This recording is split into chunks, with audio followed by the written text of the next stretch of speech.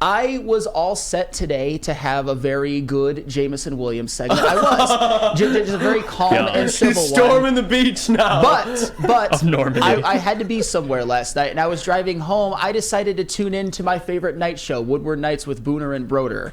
And their segment on Jameson Williams just had to be one of, and I love you, Booner, I love you, Broder, I love you, Nick, I love you, Jalen. One of the single most disgraceful things I've ever heard I've ever heard in sports talk. The way that they were talking about this man was just. Do you know what Nick in the sound booth had the audacity to say?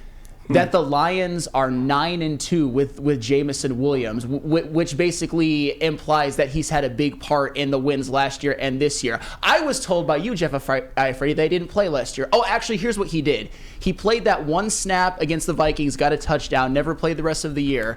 Got that one snap against the Packers in which he scored and it was called back, but it actually counts in Lions fans' eyes for a super duper uber boober touchdown instead of just a regular touchdown, but it actually didn't count, and then he just went off the field.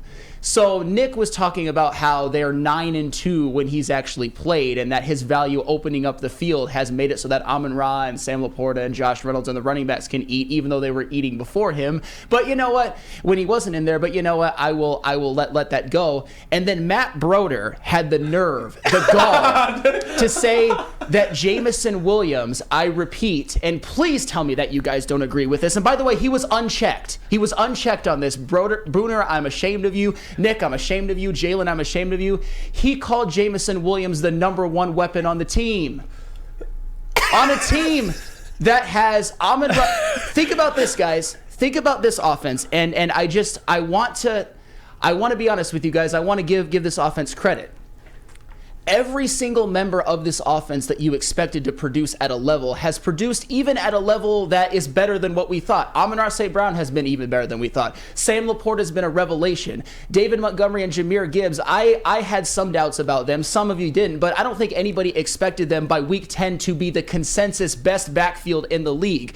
Josh Reynolds has produced more than we thought. This offensive line, I think Penei Sewell has taken a leap into being...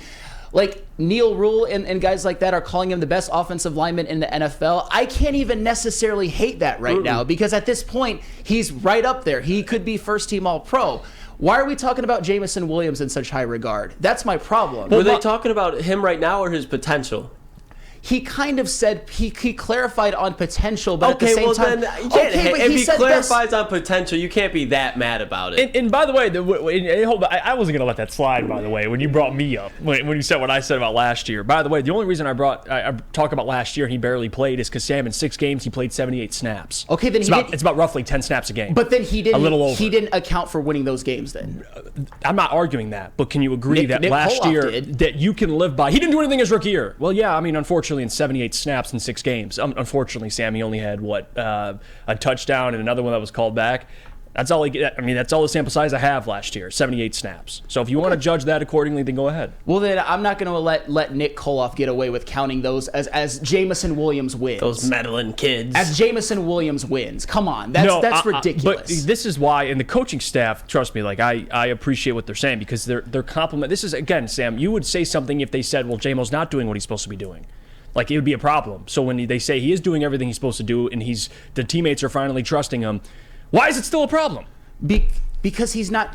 Like, it's like either way, there's a problem. No, like, they could have came out and said Jamo's been disappointing and you would have ate lunch today. But now that they're like praising him, you're still going to crap on the dude. Guys, it's encouraging. It really is. It's not about Jameson Williams. It's about the noise. I can't take it anymore. It literally is like Jameson Williams is Detroit's native son or something like that. And I am the big bad meanie who can't say anything.